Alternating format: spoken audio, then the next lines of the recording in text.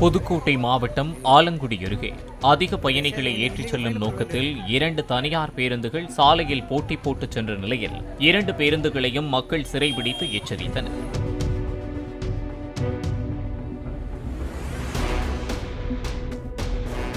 ஆலங்குடியில் இருந்து புதுக்கோட்டை மார்க்கத்தில் ஒரு பேருந்து செல்ல வேண்டிய நேரத்தில் மற்றொரு பேருந்து புறப்பட்டு சென்றதால் அதனை விரட்டியவாறு மற்றொரு பேருந்து சென்றதாக கூறப்படுகிறது.